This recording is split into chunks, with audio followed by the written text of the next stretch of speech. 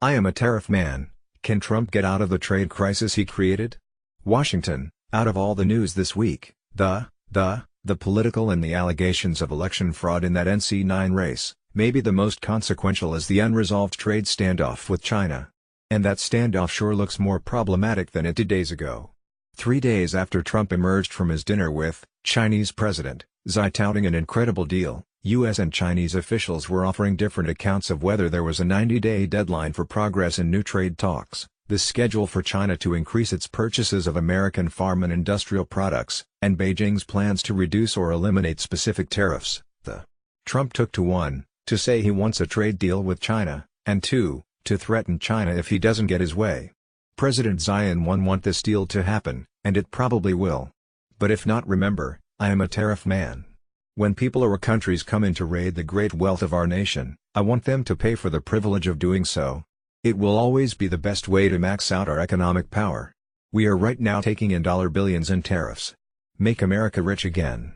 And this morning, the president added, very strong signals being sent by China once they returned home from their long trip, including stops from Argentina. Not to sound naive or anything, but I believe President Xi meant every word of what he said at our long and hopefully historic meeting. All subjects discussed. Remember, this trade/tariff standoff with China is a crisis that Trump created. It's also a crisis that he might not be able to solve because he doesn't understand that tariffs mean higher prices for American business and consumers. They take place at the National Cathedral in Washington, D.C., beginning at 11 a.m. ET. Mourners at the Washington services will be led by President Donald Trump and Melania Trump, the First Lady. Bush's family, including his son George W. Bush, the 43rd president, and former First Lady Laura Bush will be prominent, per. Former President Bill Clinton and former Secretary of State Hillary Clinton will be there, along with former President Barack Obama and former First Lady Michelle Obama, who canceled 2 European appearances this week to attend. Former President Jimmy Carter will attend the funeral service in Washington on Wednesday, a spokesperson said. Eulogies by George W. Bush, former Canadian Prime Minister Brian Mulroney, former Senator Alan Simpson and biographer John Meacham. After the services, George H. W. Bush's body will travel to Houston, Texas. Despite all the redactions in Special Counsel Robert Mueller's sentencing recommendations for Michael Flynn, the biggest news in the memo released last night was Mueller's claim that Flynn had provided to his investigation. As a result, Mueller said, he recommended little to no jail time for Flynn. In the memo, Mueller said Flynn had participated in 19 interviews with Mueller and DOJ lawyers regarding 1, a redacted criminal investigation, 2, the Russia probe and 3, what appears to be a third redacted matter. On the Russia investigation in particular, Mueller said Flynn gave first-hand information about the content and context of interactions between the transition team and Russian government officials. And Mueller said Flynn's cooperation encouraged other first-hand witnesses to cooperate. Who are those people? Additionally, the defendant's decision to plead guilty and cooperate likely affected the decisions of related first-hand witnesses to be forthcoming. The Wisconsin Senate voted just before sunrise Wednesday following an all-night session to pass a sweeping bill in a lame duck session designed to empower the GOP-controlled legislature and weaken the Democrat replacing Republican Governor Scott Walker. Republicans pushed on through protests, internal disagreement and Democratic opposition to the measures designed to reduce the powers of incoming Democratic Gov-elect Tony Evers and Democratic Attorney General-elect Josh Kaul. Both Evers and Kaul urged Republicans not to do it, warning that lawsuits would bring more gridlock to Wisconsin when the new administration, and the first divided government in 10 years, takes over. But Republicans forged ahead regardless, passing it 17-16 with all Republicans except 1 in support. All Democrats voted against it. The Assembly was expected to pass the bill later Wednesday, sending it on to Walker for his consideration. Walker has signaled support.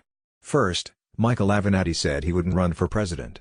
And now comes this news, via former Massachusetts Governor Deval Patrick is calling close allies and informing them he is not running for president in 2020, sources close to the governor tell Politico. Patrick informed staff and advisors of his decision today, the sources say, with an announcement to come as soon as this week. By the way, that Beto O'Rourke met with Barack Obama in the former president's D.C. offices on November 16.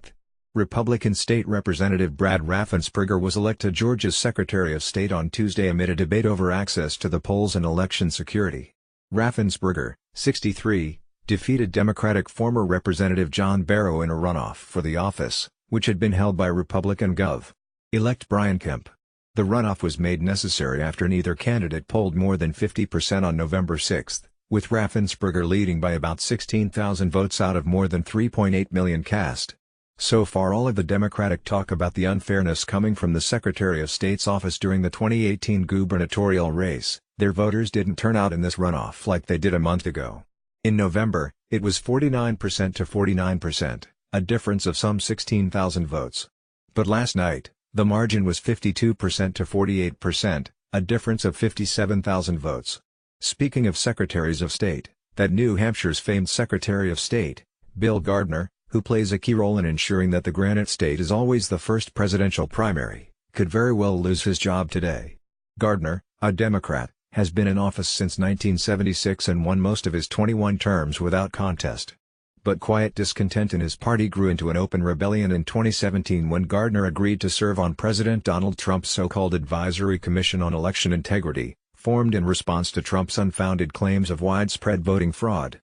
Gardner's status as the most prominent and influential Secretary of State in the country could collapse on Wednesday, when the New Hampshire State House and Senate jointly convened to vote on constitutional officers. State House Democrats, who won back control of the chamber in the November midterm elections, voted overwhelmingly in a non-binding straw poll last month to support Gardner's challenger, Colin Van Ostern, the party's 2016 gubernatorial nominee. Chuck Todd is moderator of an NBC News political director. Mark Murray is a senior political editor at NBC News.